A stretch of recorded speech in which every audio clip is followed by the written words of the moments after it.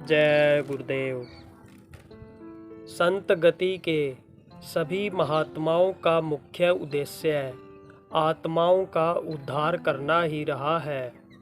वे जीवों को काल के जाल से बंधन मुक्त करने के लिए ही यहाँ आते हैं।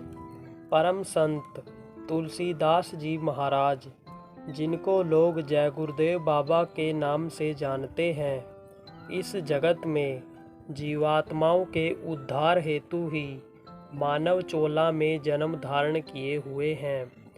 इनके पूर्व संत कबीर साहब प्रथम प्रकट संत गति के महात्मा इस धरती पर जन्म धारण किए थे। संत कबीर साहब के पूर्व कोई भी संत गति के महात्मा धरती पर प्रकट नहीं थे। जो संत गति के महात्मा थे वे सभी गुप्त संत थे। संत कबीर साहिब से जो धारा प्रवाहित हुई वह फैलती चली गई और फैलती जा रही है।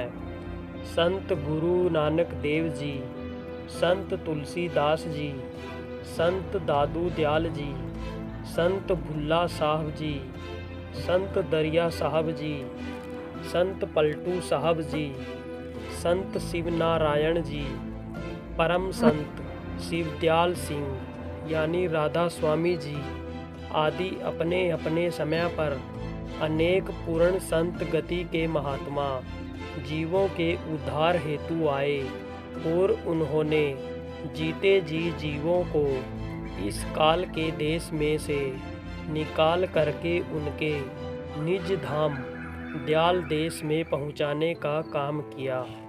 सभी संतों ने अपने समय में देश काल परिस्थिति के अनुसार जीवों को जगाने का भरपूर प्रयास किया। उन सब का इतिहास अमर है, सदा स्मरणीय है। मैं सभी को नमन करता हूँ। सभी संत परम सत्ता परमात्मा के स्वरूप होते हुए भी इस जगत में सामान्य मानव की भांति ही बने रहे। वे अपना क्रियाकलाप दुनियादारों के तरह से ही जीवन भर करते रहे और इस जगत में अपना काम पूरा करके शरीर छोड़कर अपने निज धाम में वहाँ चले गए, जहाँ से उतरकर इस लोक संसार में मानव शरीर में जन्म लिए थे।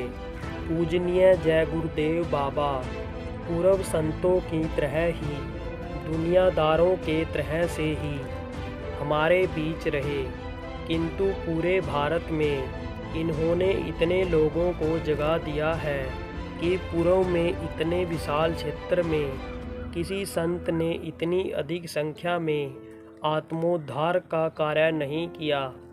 यह संत सतगुरु जय गुरुदेव बाबा की उस प्रभु कुल मालिक अनामी महाप्रभु परमात्मा की अगम धारा की मौज ही रही है। देहदारी संत सतगुरु इस काल माया के पिंड देश मृत्यु लोक में जीवात्माओं के उद्धार के लिए ही मनुष्य चोले में जन्म लेते हैं। वे कुछ भी करने के लिए सर्वसमर्थ होते हैं।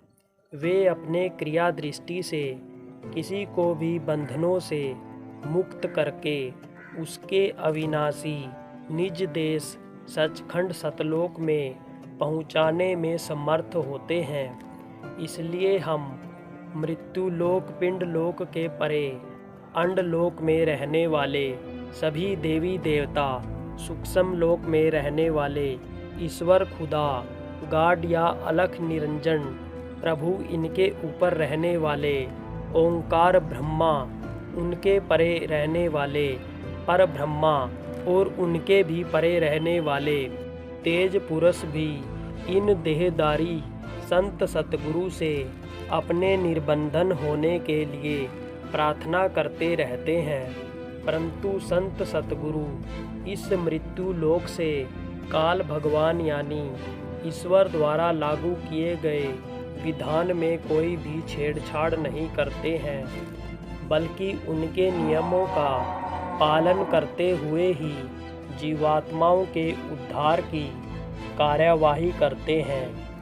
वे जबरदस्ती किसी नर नारी को अपने सत्संग में नहीं लगाते हैं। वे नर नारियों को अपनी ओर आकर्षित करने के लिए कोई चमत्कार नहीं दिखाते हैं, अपितु अपनी कृपा दृष्टि से संसारी नर नारियों में सद्भाव जागृत करते हैं और भाव सहित जब कोई मनुष्य उनके सत्संग में आता है तो उसको सच्चे आत्मोद्धार का रास्ता बताकर उसे उस पर चलाकर जीते जी उसको उसके निज देश में पहुंचाते हैं या वहां पहुंचने के लिए योग्य बनाने में सहयोग करते हैं।